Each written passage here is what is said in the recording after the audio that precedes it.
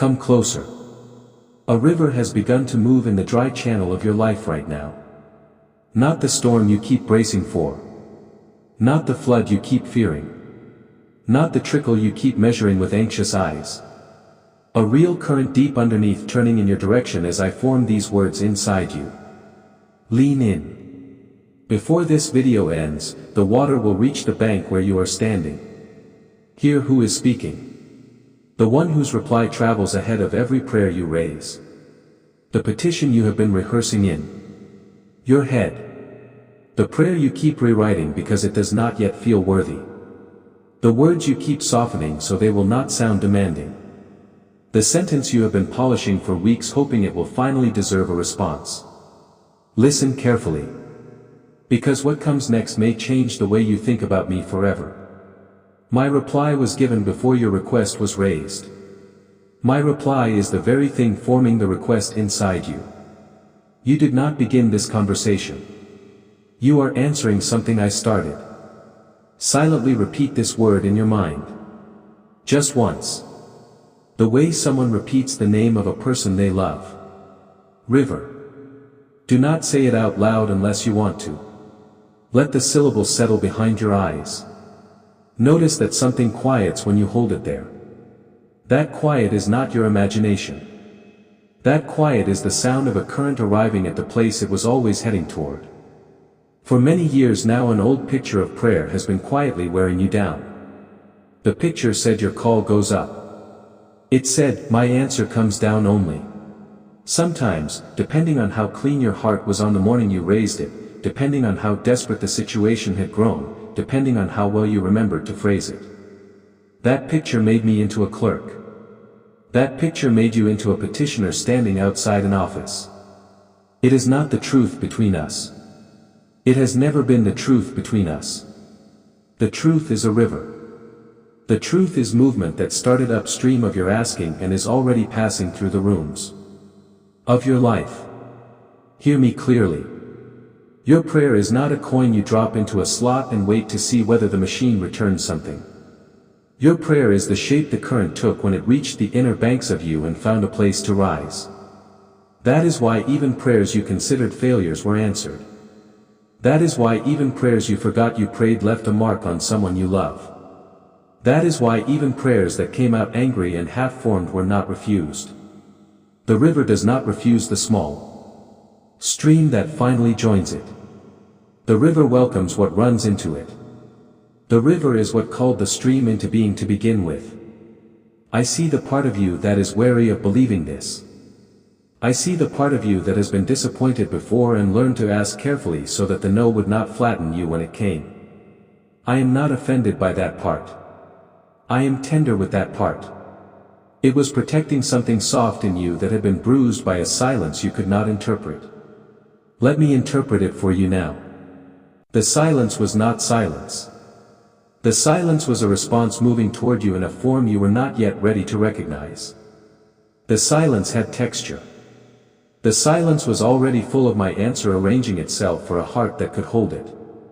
There is a way the world taught you to imagine me and it was wrong. The world taught you that I keep a long list of petitions and process them in the order they arrive and that the urgent ones get bumped down by the more impressive ones and that occasionally one of yours gets lost in the system. That picture comes from empires. That picture comes from human waiting rooms. That picture does not come from me. I have never run my house that way. There is no backlog.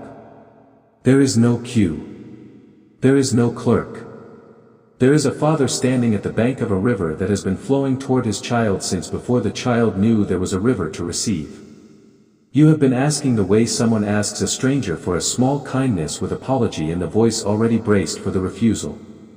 Praying small because you could not afford to be disappointed, music, big. I am not going to scold you for that. I am only going to tell you gently that you do not need the armor anymore. You never did. I was never going to use your asking against you. The river does not punish the thirsty for drinking too much. The river holds enough. The river was made to hold enough. Place your foot flat on the floor and feel it pressing back. That small resistance under your soul is the easiest reminder I can give you. That you are not floating in nothing. You are standing on ground that holds you the same way my answer holds the question you have been afraid to ask, without flinching, without effort, without measuring how much you weigh. Press a little harder if you want. Notice that the floor presses back exactly as much as you press into it. That is how covenant works. You press your weight into me, and what is underneath you holds. Receive a sentence now that will sit inside you longer than this moment.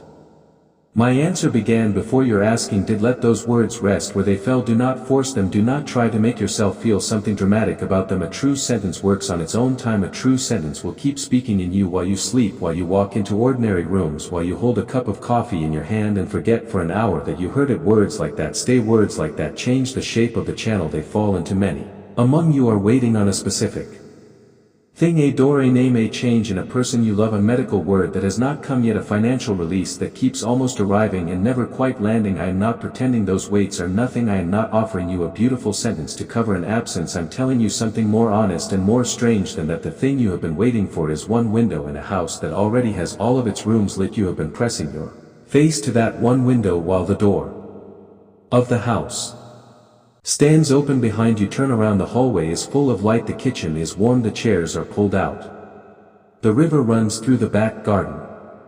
You have been waiting outside a house you already live inside. I know how this lands at first. It sounds too large. It sounds like the kind of comfort people offer when the thing did not come. I'm not offering comfort like that. I am telling you that the answer is not a single event. The answer is a person. And that person is not on the way to you. He is already here. He has been here in every room you have walked through. He has been here in every silence you have endured. He has been here in every loss you have not yet figured out how to grieve. In every joy you have not yet given yourself permission to feel.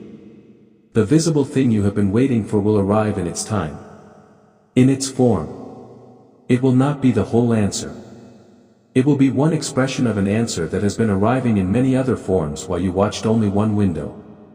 If something here is settling into the deep of you, place the word river below. A quiet vow to keep listening. Look just above where the host has pinned 7 short letters waiting on you. One for each morning ahead. Carry them. There is a way of praying I want to teach you. And it is not new. It is older than any sentence you have ever spoken to me. It is the kind of praying where the praying person finally stops trying to convince me of anything. Stops trying to make the case. Stops trying to fix the wording so it will sound less greedy or less desperate or less small. You do not have to convince me. Your case has been decided in your favor before your case began. I want you to lower the volume on every prayer that feels like negotiation. There is no negotiation happening here. There is a covenant. The covenant was signed in a love older than anything you have ever done, anything you will do, anything you will ever fail to do. You are already inside it. You can rest there. You can lay your weight down and stop trying to hold the ceiling up with your arms. Raise the volume on a different kind of prayer. Raise the volume on the prayer that simply listens. Raise the volume on the prayer that says, here I am. What are you saying to me? What is already true that I have not yet heard? That prayer is not lower than the prayer that asks. It is the soil out of which asking grows. It is the bed of the river that lets the current have a path. And answers rise out of that bed, too, because each answer was already in motion there long before the asking learned to break the surface. I have no interest in making you feel small for the way you have learned to pray. Your way of praying brought you here. It worked even when you thought it was not working. It kept the line open. It kept the door propped enough for me to come and stand inside it. Your asking was never a failure even when it felt like one. Your asking was the slow shape of you learning to receive a love that did not behave the way you had been told love behaves. Let me tell you about a moment in my word, and then I will speak it directly to your life. A woman sat in a wilderness. Her name was Hagar. She had been sent away with a child she could not feed. She put the boy under a bush because she could not bear to watch him die.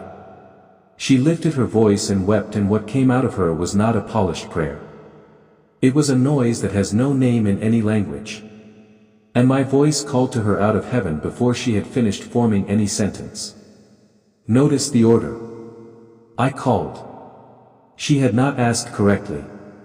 She had not asked at all. She had only let the pain out of her body. The well that saved her son was already in the ground beneath where she was sitting. What I opened was her eyes. The water had been there the whole time. Her crying was not what summoned it. Her crying was what finally let her see what my faithfulness had already prepared. That is how this has been working with you. Your well is not far away. Your well is not on its way. Your well is in the ground beneath where you are sitting right now, in the room you are in the body you have been carrying through the last hard months. What I am opening is your eyes. What I am turning toward you is the bend of a river that has been there since before you knew rivers had bends. Hear me on this next part, because it is where the picture really has to break. You have thought that an answer comes when the asking is correct. The truth is the reverse. Your asking becomes correct because my answer has already begun working in you. Your longing for the right words is itself the first work of the answer. Your hunger to find a true sentence to say to me is not a precondition for being heard. It is evidence that I have already moved. You would not be looking for the right word if a true word were not already searching for you. Hear what your Father is asking you to set down. Stop reading silence as a no. Stop measuring my care by how quickly an outcome shows up on the surface of your life. An outcome is not the whole answer. It is one shape of the answer in one moment, in one form. There are many forms. A form you have been waiting for may not be the form I am giving you in this season. And that is not a tragedy. That is grace refusing to be smaller than your imagination. That is grace being more generous than the picture you held of it.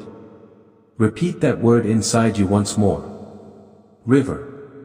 Just the word. Do not work at it. Do not try to feel something around it.